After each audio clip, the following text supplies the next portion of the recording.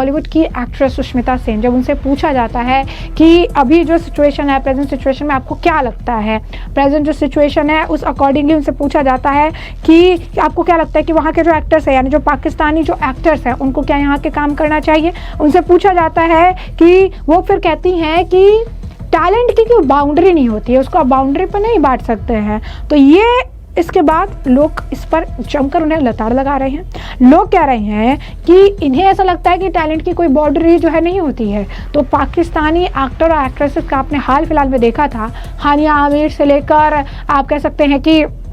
फवाद खान और बाकायदा कई सारे और भी जो है एक्टर और एक्ट्रेसेस थे, मावरा होकेर, इन सभी लोग इस तरीके से पाकिस्तान का समर्थन करते हुए भारत के खिलाफ जहर उगला। जबकि इन सभी एक्ट्रेसेस ने जो है भारत में काम कर रखा है, इन सभी एक्ट्रेसेस ने जो है भारत में आकर अपनी फिल्में जो है कर रखी है, लेकिन इसके बावजूद ये जो है कहाँ का गुणगान कर रहे थे, ये पाकिस्तान का समर्थन कर रहे थे, भारत के खिलाफ जहर उगा रहे थे। लेकिन सुष्मिता सेन कह रही है कि टैलेंट की कोई बाउंड्री नहीं होती। तो लोग कह रहे हैं कि इन्हें पाकिस्तान भेज दो, इन्हें पाकिस्तान की फिल्में करने दो, ये पाकिस्तान जाए, पाकिस्तान रहे, पाकिस्तान में फिल्में करे, पाकिस्तान के प्रोड्यूसर से मिले, पाकिस्तान में ही कमाई करे, इन्हें भारत में रहने, भारत में बॉलीवुड की फिल्में करने। और भारतीय जनता से कोई एक्सपेक्टेशन इनकी नहीं होनी चाहिए। इसलिए नहीं होनी चाहिए कि ऐसी स्थिति में भी अगर ये सेक्युलरिज्म दिखा रही हैं, ऐसी स्थिति में भी ये सो कॉल्ड सेक्युलर माइंडसेट लेकर आ रही हैं, ऐसी स्थिति में भी अब उन्हें लगता है कि हाँ अब दोनों देश के एक्टर और एक्ट्रेसेस एक साथ जो है काम कर सकते हैं,